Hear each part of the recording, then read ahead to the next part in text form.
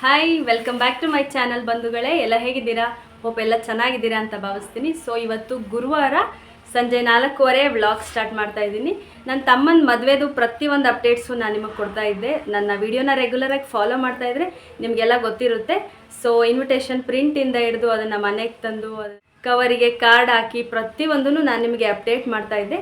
So ಇವತ್ತು ನನ್ನ ತಮ್ಮನ ಮದುವೆ ನೆಕ್ಸ್ಟ್ ಹಂತ ಅಂದರೆ ಈಗ ಇನ್ವಿಟೇಷನ್ ಕಾರ್ಡ್ ಏನು ಬಂದಿದೆಯೋ ಅದನ್ನು ನಾವು ಮನೆ ದೇವರಿಗೆ ಹೋಗಿ ಪೂಜೆ ಮಾಡಿಸ್ಕೊಂಡು ಇನ್ವಿಟೇಷನ್ ಕಾರ್ಡ್ಗೆಲ್ಲ ಬರಬೇಕು. ಸೊ ಇವತ್ತು ನಾವೆಲ್ಲ ಫ್ಯಾಮಿಲಿ ಮನೆ ದೇವರಿಗೆ ಹೋಗ್ತಾ ಇದ್ದೀವಿ.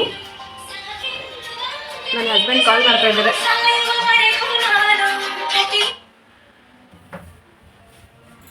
ಸೊ ನಮ್ಮ ಮನೆ ದೇವರು ಚನ್ನಪಟ್ಟಣದಲ್ಲಿ ಇರೋದು ಬೀರೇಶ್ವರ, ಅಲ್ಲಿಗೆ ಹೋಗ್ತಾ ಇದ್ದೀವಿ. ನಾನು, ಅಮ್ಮ, ಅಪ್ಪ, ಪಾಪು, ಕಾರ್ತಿ. ನನ್ನ ತಮ್ಮಂಗೆ ಬ್ಯಾಂಕ್ ವರ್ಕ್ ಇದೆಯಲ್ಲ, ಸೊ ಹಾಗಾಗಿ ಅವನಿಗೆ ರಜಾ ಇಲ್ಲ, ಇನ್ನು ಮದುವೆಗೆ ರಜಾ ಬೇರೆ ಹಾಕಬೇಕು.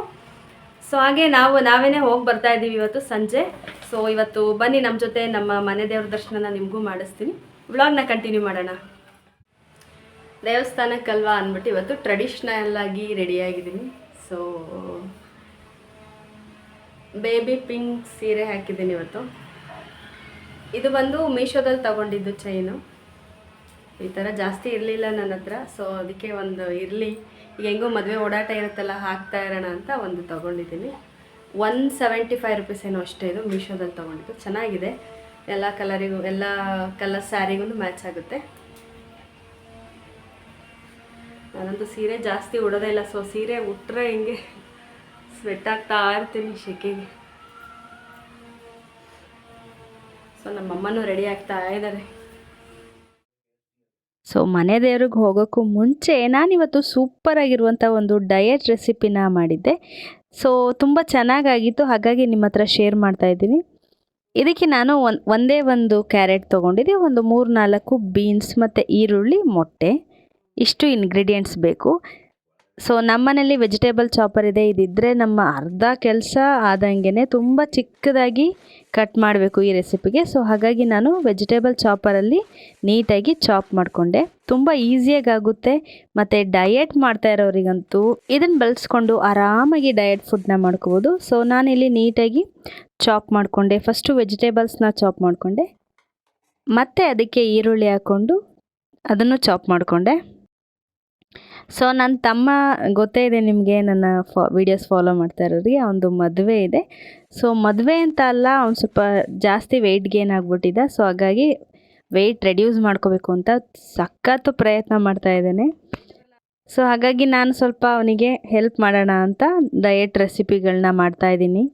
ಡೈಲಿ ಒಂದೊಂದು ಏನಾದರೂ ರೆಸಿಪಿಗಳನ್ನ ಮಾಡ್ತಾಯಿದ್ದೀನಿ. ಚೆನ್ನಾಗಿದೆ, ಈಸಿಯಾಗಿದೆ, ತುಂಬ ಚೆನ್ನಾಗಿ ಮಾಡ್ಬೋದು ಅನ್ನೋದನ್ನ ನಿಮ್ಮ ಹತ್ರ ಶೇರ್ ಮಾಡ್ತೀನಿ. ಸೊ ಮತ್ತು ಇದಕ್ಕೆ 2 ಮೊಟ್ಟೆಗಳನ್ನ ಹಾಕ್ಕೊಂಡೆ. ಮೊಟ್ಟೆ ಹಾಕ್ಕೊಂಡು ನೀಟಾಗಿ ಬೀಟ್ ಮಾಡಿಕೊಂಡೆ. ಅದಕ್ಕೆ ಅಡಿಷ್ನಲ್ ಆಗಿ ಸ್ವಲ್ಪ ಉಪ್ಪು ಮತ್ತು ಮೆಣಸಿಕಾಯಿನೇ ಬೇಕಾದರೆ ಚಾಪ್ ಮಾಡ್ಕೋಬೋದು. ನಾನಿಲ್ಲಿ ಚಿಲ್ಲಿ ಫ್ಲೇಕ್ಸ್ ಇತ್ತು, ಹಾಗಾಗಿ ಚಿಲ್ಲಿ ಫ್ಲೇಕ್ಸ್ ಹಾಕ್ಕೊಂಡೆ. ಒಂದು ಅರ್ಧ ಸ್ಪೂನಷ್ಟು ಜಿಂಜರ್ ಗಾರ್ಲಿಕ್ ಪೇಸ್ಟ್ ಹಾಕ್ಕೊಂಡು ನೀಟಾಗಿ ಮಿಕ್ಸ್ ಮಾಡ್ಕೋತಾ ಇದ್ದೀನಿ. ಇದು ಆಮ್ಲೆಟ್ ಅಲ್ವಾ, ನಮಗೆಲ್ಲ ಗೊತ್ತೇ ಇದೆ ಅಂತ ಅನ್ನಿಸ್ಬೋದು. ಬಟ್ ಸ್ಪೆಷಲ್ ಇಂಗ್ರೀಡಿಯೆಂಟ್ ಏನು ಹಾಕಿದ್ದೀನಿ ನಾನು ಇದಕ್ಕೆ ಅಂದರೆ 2 ಸ್ಪೂನಷ್ಟು, ಅಂದರೆ 2 ದೊಡ್ಡ ಸ್ಪೂನಲ್ಲಿ ನಾನು ಗೋಧಿ ಹಿಟ್ಟನ್ನ ಹಾಕ್ಕೊಂಡಿದ್ದೀನಿ. ಇದು ತುಂಬ ಪ್ರೋಟೀನ್ ಇದೆ, ಮೊಟ್ಟೆಲ್ಲೇ ತುಂಬ ಪ್ರೋಟೀನ್ ಇರುತ್ತೆ. ಸೊ ಗೋಧಿ ಹಿಟ್ಟಲ್ಲೂ ಪ್ರೋಟೀನ್ ಯಥೇಚ್ಛವಾಗಿ ಸಿಗುತ್ತೆ. ಈ ಥರ ಮಾಡೋದ್ರಿಂದ ಅದು ಆಮ್ಲೆಟ್ ಥರನೂ ಆಗುತ್ತೆ, ಮತ್ತು ಗೋಧಿ ದೋಸೆ, ಚಪಾತಿ ಆ ಥರನೂ ಆಗುತ್ತೆ. ಸೊ ಹೊಟ್ಟೆಲೂ ಫಿಲ್ ಆದಂಗೆ ಇರುತ್ತೆ, ಮತ್ತು ಪ್ರೋಟೀನು ಸಿಗುತ್ತೆ, ಫ್ಯಾಟ್ ಇರೋದಿಲ್ಲ. ಸೊ ಹಾಗಾಗಿ ಆರಾಮಾಗಿ ಡಯಟ್ ಮಾಡ್ತಾ ಇರೋರು ಈ ರೆಸಿಪಿನ ಟ್ರೈ ಮಾಡ್ಬೋದು. ನಾನಿಲ್ಲಿ ಒಂದು ಆಮ್ಲೆಟ್ ಪ್ಯಾನಿಗೆ ಒಂದು ಚೂರು ಎಣ್ಣೆ ಹಾಕ್ಕೊಂಡು ಬ್ರಷಲ್ಲಿ ಅಪ್ಲೈ ಮಾಡ್ಕೊಂಡಿದ್ದೀನಿ. ಇನ್ನು ನಾನು ಚೆನ್ನಾಗಿ ಕಲಸಿಟ್ಕೊಂಡಂಥ ಮೊಟ್ಟೆ, ತರಕಾರಿ, ಗೋಧಿ ಹಿಟ್ಟು ಎಲ್ಲನೂ ನೀಟಾಗಿ ಸ್ಪ್ರೆಡ್ ಮಾಡಿ, ಇಷ್ಟು ವೆಜಿಟೇಬಲಲ್ಲಿ ನನಗೆ 2 ಗೋಧಿ ದೋಸೆ ಅಥವಾ ಗೋಧಿ ಆಮ್ಲೆಟ್ ಏನು ಬೇಕಾದರೂ ಕರಿಬೋದು ಇದ್ರ ಹೆಸರನ್ನು, 2 ದೋಸೆ ಆಗುತ್ತೆ. ಆಮ್ಲೆಟ್ ದೋಸೆ, 2 ಆಮ್ಲೆಟ್ ದೋಸೆ ಆಗುತ್ತೆ.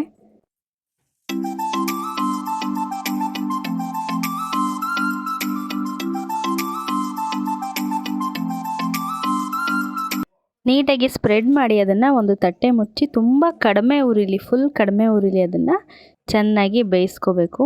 ಸೊ ಎಷ್ಟು ಚೆನ್ನಾಗಾಗುತ್ತೆ ಅಂದರೆ ಒಂದು ಡಿಫ್ರೆಂಟ್ ಟೇಸ್ಟ್ ಅಂತಲೇ ಹೇಳ್ಬೋದು. ನಾನಿದು 2ನೇ ಸಲ ಮಾಡ್ತಾ ಇರೋದು. 2 ಸಲನೂ ತುಂಬ ಚೆನ್ನಾಗಿ ಬಂದಿದೆ. ನನ್ನ ತಮ್ಮನಿಗೂ ತುಂಬ ಇಷ್ಟ ಆಯಿತು. ಈ ಡಯಟ್ ಮಾಡುವಾಗ ನಾವು ಊಟ ಬಿಡೋದು ಅಥವಾ ಬರೀ ಲಿಕ್ವಿಡ್ ಫುಡ್ನೇ ತೊಗೊಂಡು ಸಣ್ಣ ಆಗೋದು, ಅದಕ್ಕಿಂತ ಈ ಥರ ಹೊಟ್ಟೆ ತುಂಬ್ದಂಗೂ ಇರುತ್ತೆ ಮತ್ತು ವೆರೈಟಿ ತಿನ್ನೋದ್ರಿಂದ ನಾವು ಡಯಟ್ ಮಾಡ್ತಾ ಇದ್ದೀವಿ ಅಂತಲೇ ಅನಿಸೋದಿಲ್ಲ. ಸೊ ಇದನ್ನು 2 ತಿಂದರೆ ಸಾಕು, ಹೊಟ್ಟೆ ತುಂಬ್ದಂಗಿರುತ್ತೆ ಮತ್ತು ಕ್ಯಾಲೋರೀಸ್ ಕೂಡ ಕಡಿಮೆ. ವೆಯ್ಟ್ ಲಾಸ್ ಕೂಡ ಹೆಲ್ಪ್ ಆಗುತ್ತೆ, ವೆಯ್ಟ್ ಲಾಸಿಗೂ. ಸೊ ತುಂಬ ಚೆನ್ನಾಗಾಗಿತ್ತು. ನೀವು ಕೂಡ ಟ್ರೈ ಮಾಡಿ. ವೆಯ್ಟ್ ಲಾಸಿಗೆ ಅಂತ ಅಲ್ಲ, ಸ್ವಲ್ಪ ಡಿಫ್ರೆಂಟ್ ಆಗಿರೋ ಏನಾದರೂ ರೆಸಿಪಿನ ಟ್ರೈ ಮಾಡಬೇಕು, ಮಕ್ಕಳಿಗೆ ಕೊಡಬೇಕು ಅನ್ನೋದಿದ್ರೆ ಇದನ್ನು ಟ್ರೈ ಮಾಡಿ ಕೊಡ್ಬೋದು. ತುಂಬ ಚೆನ್ನಾಗಿದೆ.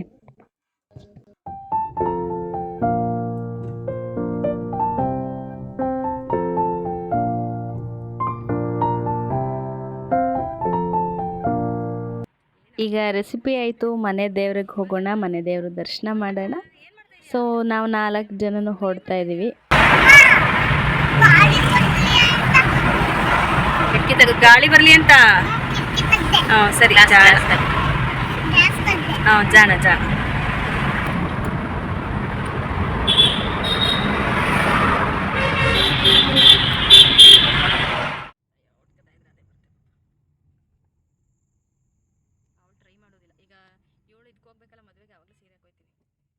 ಇಲ್ಲೆಲ್ಲ ಗಿಡಗಳೆಲ್ಲ ಬೆಳೆಸ್ಬಿಟ್ಟವ್ರೆ ನೋಡಿ. ಇಷ್ಟ ಇತ್ತು ಅಷ್ಟೇ. ಎರಡು ಸೈಡು ಇದು ಮಾಡೋರು, ಎಕ್ಸ್ಚೇಂಜ್ ಮಾಡೋರು. ಹೌದು, ಇವತ್ತು ಸುಮಾರು ಜನ ಬಂದವರಲ್ವಾ? ಕರೆಕ್ಟ್. ಸೊ ನನ್ನ ತಮ್ಮ ಬಂದಿರಲಿಲ್ಲ, ನಾವು 4 ಜನ ಹೋಗಿದ್ದು. ನಮ್ಮ ಮನೆ ದೇವರಿರೋದು ಚನ್ನಪಟ್ಟಣ ಹತ್ರ ಭೈರಪಟ್ಟಣ ಅಂತ ಇದೆ, ಅಂದರೆ ತಂದೆಯ ಮನೆ ದೇವರಿದು. ಅಲ್ಲಿ ದೊಡ್ಡ ಬೀರೇಶ್ವರ ದೇವಸ್ಥಾನ.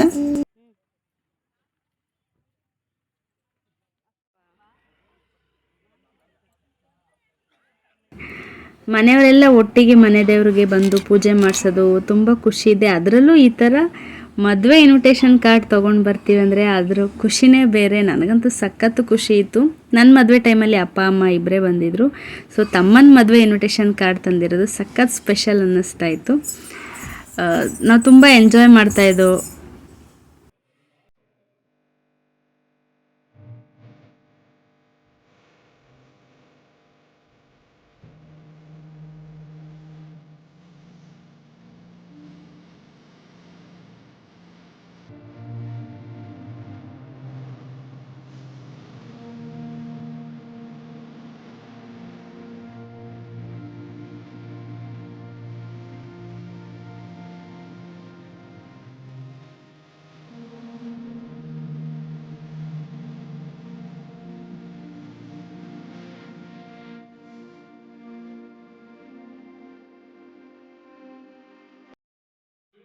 ಮದುವೆಯ ಮೊದಲನೇ ಇನ್ವಿಟೇಷನ್ ಕಾರ್ಡ್ನ ಮನೆ ದೇವ್ರ ಹತ್ರ ಇಟ್ಟು ಪೂಜೆ ಮಾಡಿಸ್ಬೇಕು. ಸೊ ಹಾಗಾಗಿ ನಾವಿವತ್ತು ಪೂಜೆ ಮಾಡಿಸ್ತಾ ಇದ್ದೀವಿ.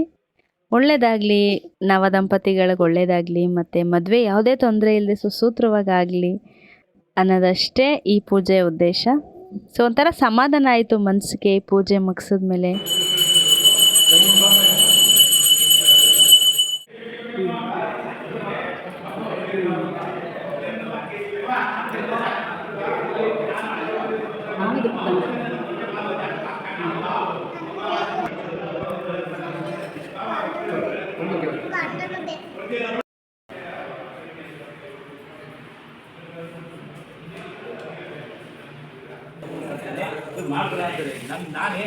ಅದು ಮಾಮಿನಾ? ಗೋಡೆ ಮಾಮಿ ಅಂತ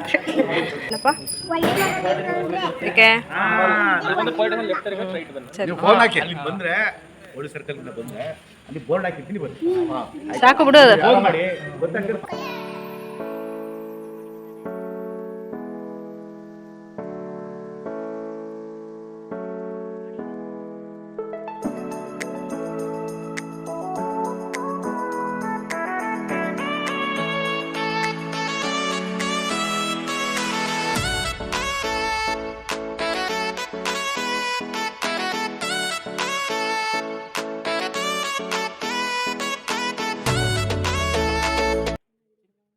ಸೊ ಪೂಜೆ ಎಲ್ಲ ಮುಗಿದ್ಮೇಲೆ ನಮಗೆ ಪ್ರಸಾದ ಸಿಕ್ತು. ಅಂದರೆ ಇನ್ನೇನು ಖಾಲಿಯಾಗೋ ಸ್ಟೇಜಲ್ಲಿತ್ತು.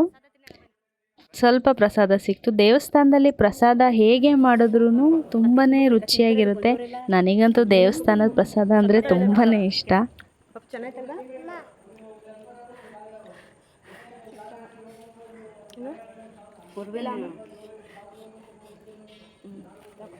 ಸುಟ್ಟದಾಗ ಅಮ್ಮ ಅಂತ ಬಾಯ್ಬಿಡ್ತಾಳೆ.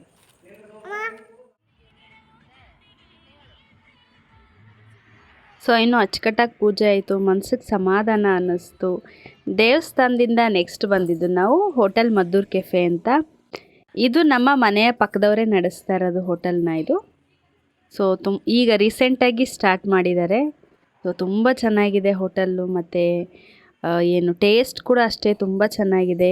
ಇಲ್ಲಿ ದೋಸೆ ಸಖತ್ ಸ್ಪೆಷಲ್. ನಾನು ಸೆಕೆಂಡ್ ಟೈಮ್ ಇಲ್ಲಿ ಟೇಸ್ಟ್ ಮಾಡ್ತಾ ಇರೋದು.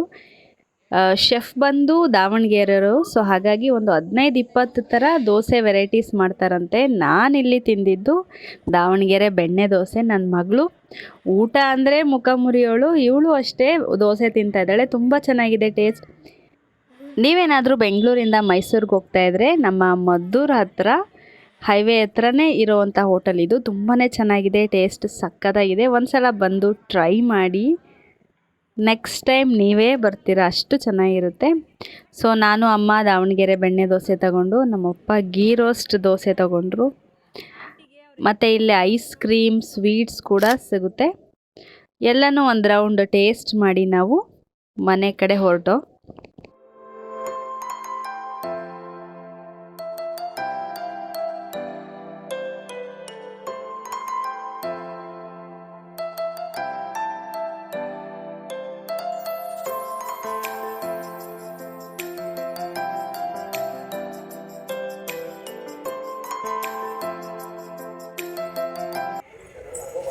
ಸೊ ಮನೆಗೆ ಬಂದು ಇವಾಗ ಸೌಂಡ್ ಕಮ್ಮಿ ಬಂದು ಸ್ವಲ್ಪ